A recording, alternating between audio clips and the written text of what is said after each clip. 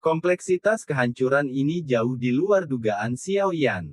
Itu mengikuti di belakang Yueru, yang memiliki peta hutan yang berputar-putar, secara tidak sengaja memprovokasi monster kuat untuk menyerang, tapi untungnya, perasaan ini bertahan selama sekitar 10 menit, visi di depannya tiba-tiba melebar, dan sosok itu bergegas maju untuk jarak lagi, dan aula kuno yang besar akhirnya muncul di depan mata semua orang.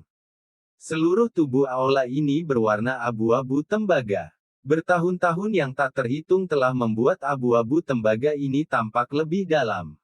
Atmosfer kuno meresap dari bawah setiap lempengan batu di aula, membuat orang merasa bahwa perubahan keheningan selama tak terhitung bertahun-tahun.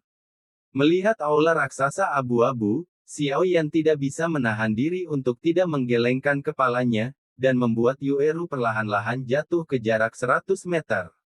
Karena kaisar dan orang kuat akan membangun reruntuhan yang begitu besar, dia pasti menyembunyikannya di itu juga cukup kaya, dan perjalanan ini sangat berharga.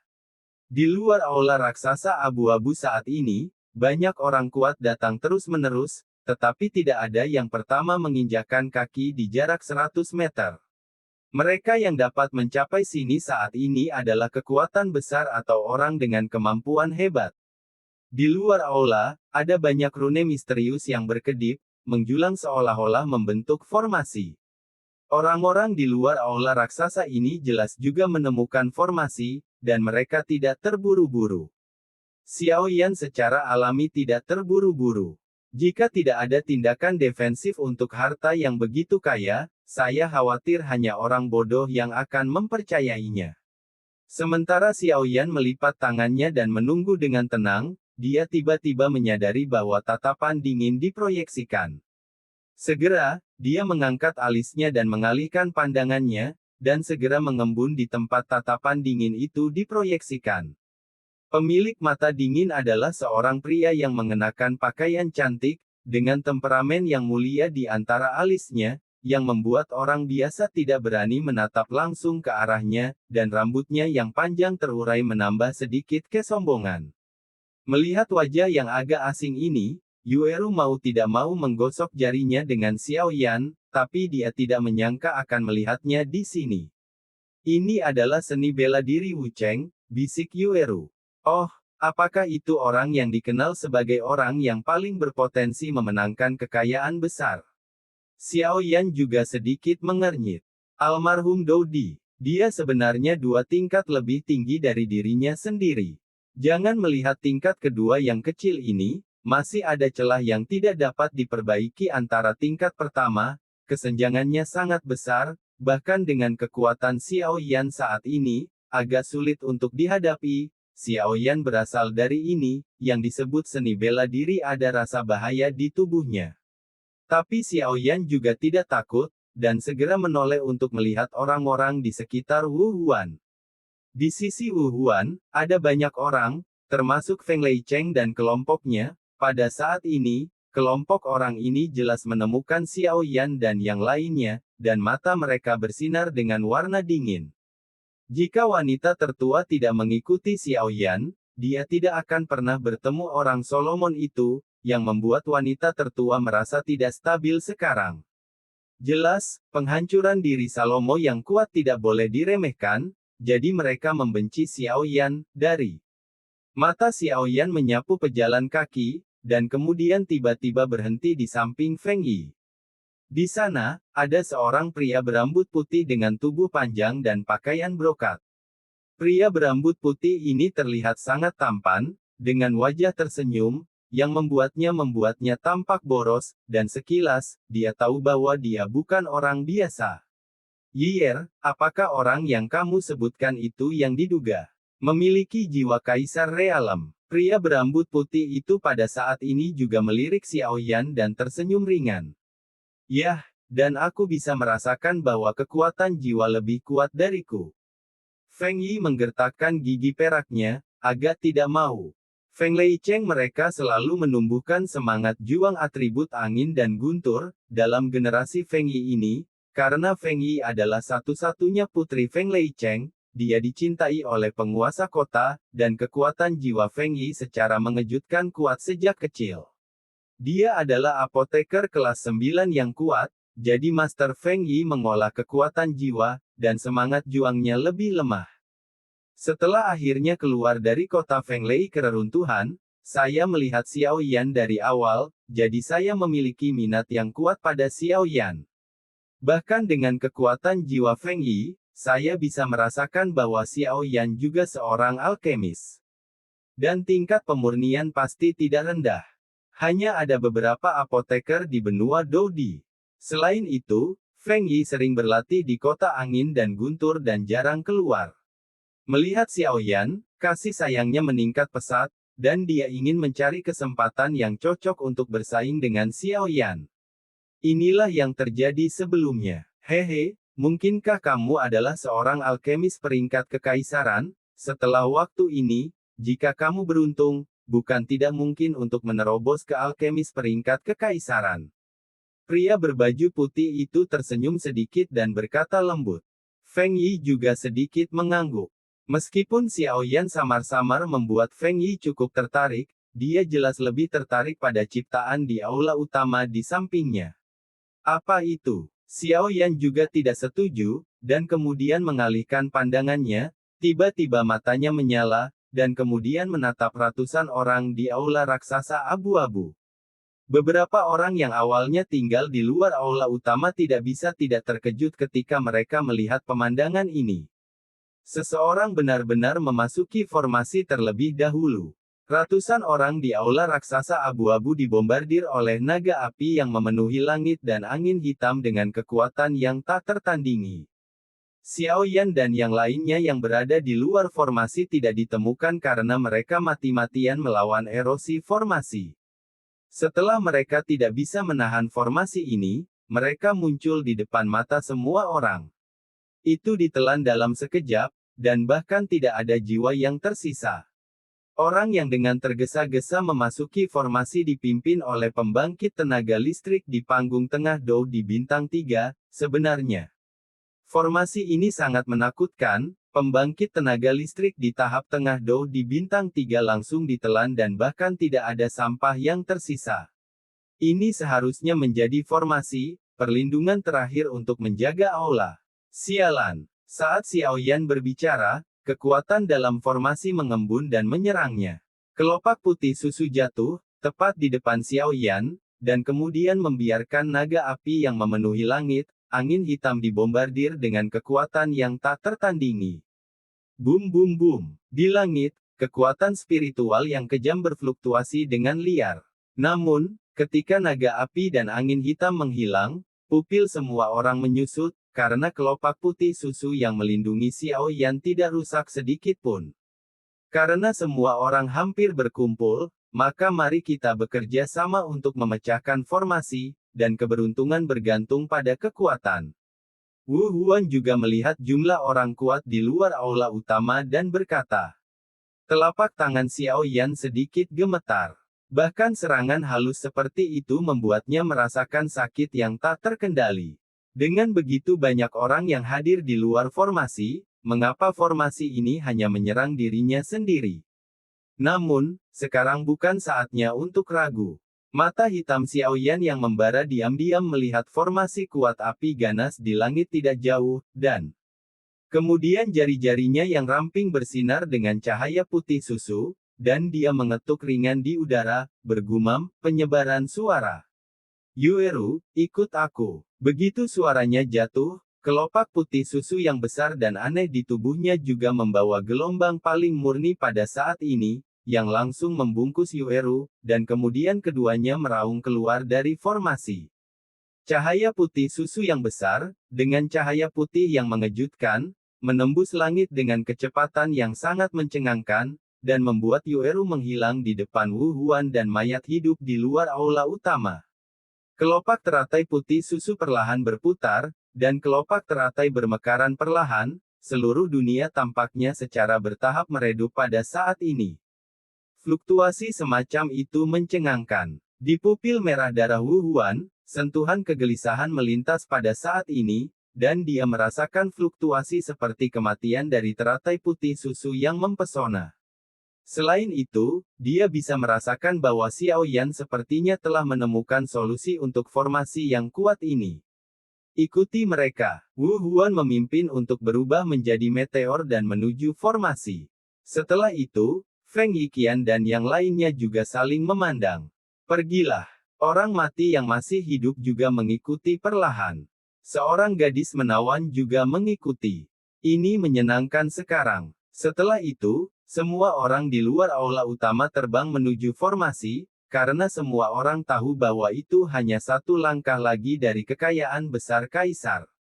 Api dan angin hitam dalam formasi berkumpul dengan panik di mulutnya yang besar, dan akibatnya udara di sekitarnya menjadi terdistorsi. Tanda tanya tanda tanya tanda tanya tanda tanya. Sialan. Kemana Xiao Yan sialan itu pergi? Ketika Xiao Yan dan Yueru baru saja mengetahui bahwa ada sesuatu yang salah, Wu Huan mengikuti, dan dia dapat dianggap sebagai orang ketiga yang memasuki formasi, tetapi aneh bahwa Wu Huan kehilangan napas Xiao Yan segera setelah dia memasuki formasi, seolah-olah Xiao Yan dan yang lainnya tidak memasuki formasi sama sekali. Taruh engah-engah. Serangkaian suara jatuh, dan tim besar di luar aula utama memasuki formasi satu demi satu. Kita tidak bisa keluar. Tidak ada jalan keluar. Mereka yang baru saja memasuki formasi tidak bisa tidak menemukan keanehan dari formasi tersebut. Brengsek. Mengikuti Wu Huan, anak ini hanya memiliki satu jalan buntu. Lebih baik kita tidak masuk saat itu. Hanya saja, suara ketidakpuasan terus muncul, jelas. Pembangkit tenaga listrik ini juga mulai mundur saat ini. Semua orang dalam kekacauan, karena semua orang di sini untuk menemukan apa yang disebut kekayaan dan harta karun besar ini, kita sekarang telah memasuki formasi aneh ini, dan kita sudah menjadi belalang di perahu yang sama. Terlalu banyak pertengkaran tidak ada artinya. Mengapa kita tidak membentuk aliansi untuk sementara dan menghancurkan formasi ini? Wu Huan juga memandang orang-orang ini dengan cerdas. Sejak aliansi terbentuk, seseorang harus memimpin. Siapa yang akan memimpin? Orang mati yang hidup juga berdiri pada saat ini dan mendengus dingin. Jelas, orang mati yang hidup dan Wu Huan juga merupakan kekuatan mendiang Samsung Do. Mayat hidup ini jelas ingin bertarung. Kenapa tidak kau biarkan saja aku yang melakukannya? Wu Huan juga tersenyum perlahan. Kemudian aura mengerikan keluar. Almarhum Samsung Do. Banyak orang yang hadir tidak bisa menahan cemberut sedikit ketika mereka melihat tampilan ini, itu sangat kuat. Tepat ketika orang mati yang hidup baru saja bertemu dan mengatakan sesuatu, tiba-tiba dari lautan manusia, jejak napas yang sama dengan orang mati yang hidup menghilang dalam sekejap, dan kemudian orang mati yang hidup juga menutup mulut mereka dengan enggan. Dia bahkan di sini, orang mati yang hidup sedikit gemetar. Bagi dia, orang mati yang hidup sangat ketakutan. Karena kalian semua tidak ada artinya, maka biarkan aku menjadi pemimpin sementara aliansi. Wu Huan juga melihat momentum itu keluar, dan menarik napasnya sendiri. Ayo pergi. Lalu dia berkata kepada orang banyak. Banyak orang yang memasuki formasi juga merupakan pembangkit tenaga listrik di tahap akhir Do di bintang 3 dengan kekuatan yang sama, tetapi mereka tidak bertarung melawan seni bela diri ini, karena mereka semua tahu bahwa pertarungan sementara ini tidak ada artinya. Semua orang di formasi melihat pemandangan ini dengan sangat gugup, dan mereka semua bisa melihat bahwa naga api besar di langit tampaknya mengandung niat membunuh yang kuat. Telapak pembunuh api. Pada saat ini, energi pendendam di tubuh Wu Huan sepenuhnya berputar, dan cahaya api dan angin hitam meluas ratusan meter di mulut ganas. Detik berikutnya, raungannya yang penuh dengan niat membunuh tiba-tiba bergema. Sekarang dia telah menjadi pemimpin aliansi, dia harus memimpin, dan kemudian dia hanya bisa menanggung beban Wu Huan untuk berurusan dengan naga api besar ini. Ledakan. Langit di dalam formasi tampak bergetar sesaat pada saat ini, dan kemudian semua orang di belakang Wu Huan melihat dua naga api dan naga angin hitam mengaum dari telapak tangan Wu Huan.